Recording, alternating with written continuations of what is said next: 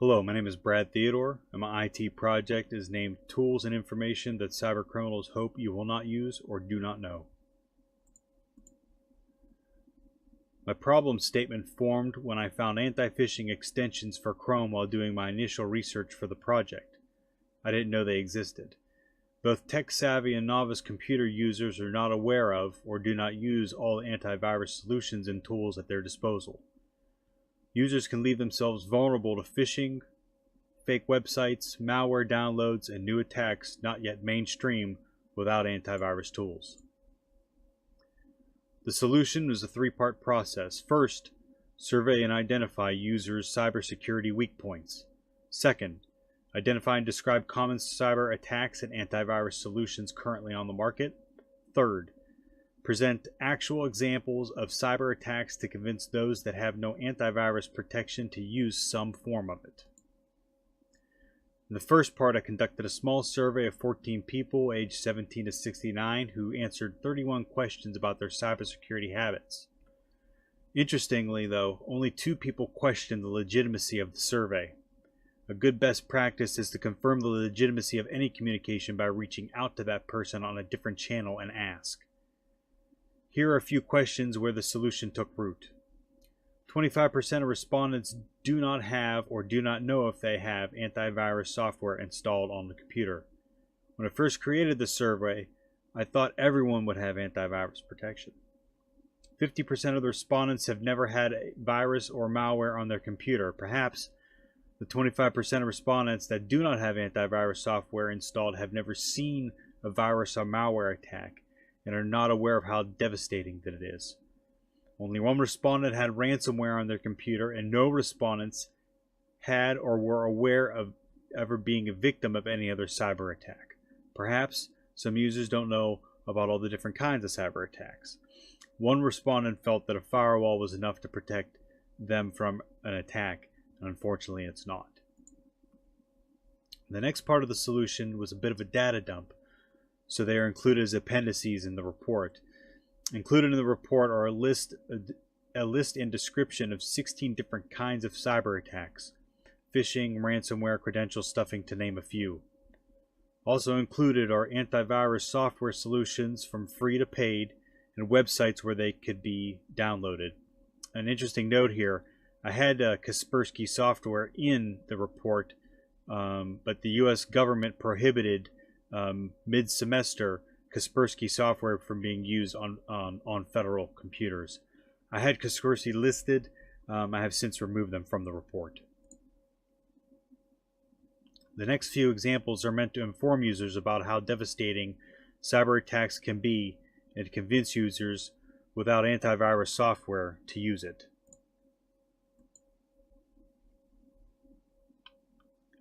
In this ransomware attack example, I have a Windows 7 OA Labs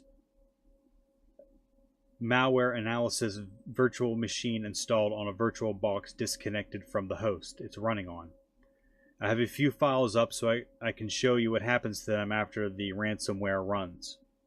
So this is, say, a document with all my passwords. This is just a regular text document. And these are a few documents that are on the desktop also. Then we'll close them down. The VM, the malware is actually running right now. Right there. Give it a minute.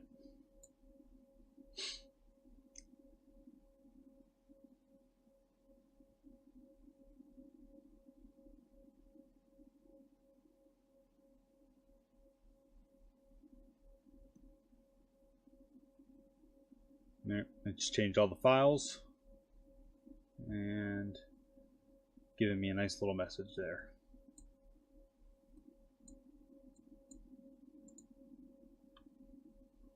As you can see, all the files are encrypted now, and I have a nasty note on my desktop. Your files are under strong protection.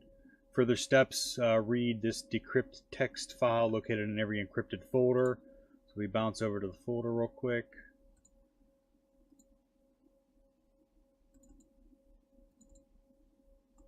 Here's my message. All your files are encrypted. The only method of recovering the files is through a private key. The server with your key is on the private network, closed network called Tor, and instructions here and a link to yet another unsecure website, which I'm not going to go to.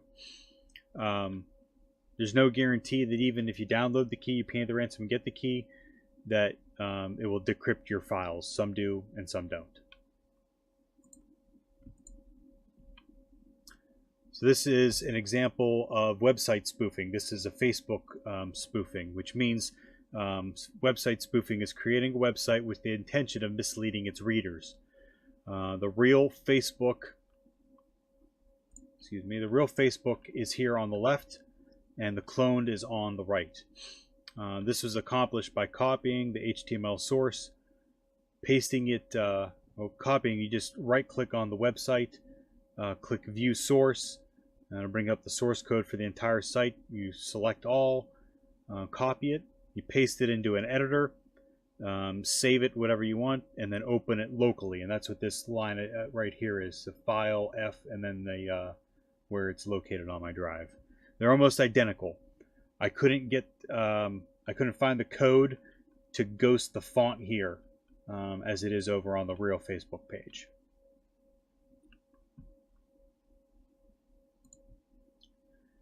In this next example, I took the spoofed Facebook page I created and I stored it on a web server I downloaded from a Git user, DS. The web server is waiting for requests to come in. So when you visit this particular URL here, 192.168.0.13, that tells the browser to make a GET request, and these requests are just HTTP requests, like from a website.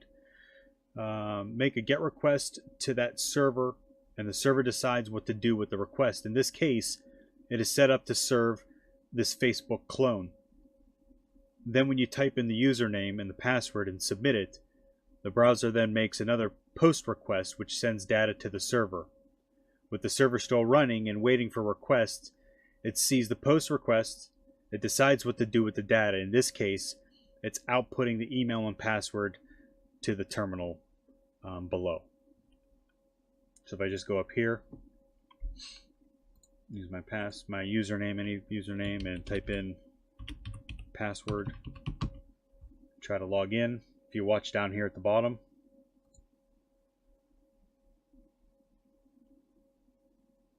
now I put in a wrong username and password, that's why it didn't go. But if we were on, say, a live Chrome page, it would have logged me in if I'd have used my real password, and my password would have been stolen, and I wouldn't have been wiser. This seems like a specific example, since you have to be on a specific web server. However, if this web server were spun up on a spoofed free Wi-Fi network at, say, Starbucks, directing Facebook traffic to this URL would involve a little bit more coding, but it is possible. The goal of this project was to solve the problem of people not utilizing antivirus tools available to them. About a quarter of respondents from my survey did not have any type of antivirus protection. With free tools available from AVG, Avast, there's no reason not to have some kind of protection. With 50% of respondents never having a virus or malware and over 70% never witnessing a ransomware attack, the concern is if no threat is apparent, users may feel they are safe from attacks and choose not to utilize or renew a subscription. The solutions of describing cyber attacks, antivirus software, and presenting actual attacks are meant to inform users. The attacks are especially informational in that they show real damage that can be done or real information that can be stolen. The results of the project hopefully convince users that any tool, even a scaled down version, is better than no protection. The next steps. The people that I've shown the attacks to have been genuinely concerned and either glad that they had antivirus protection or asked questions and took notes on what antivirus tools they should be using. I think more examples of devastating attacks would help people remember and encourage them to buy or renew their subscriptions.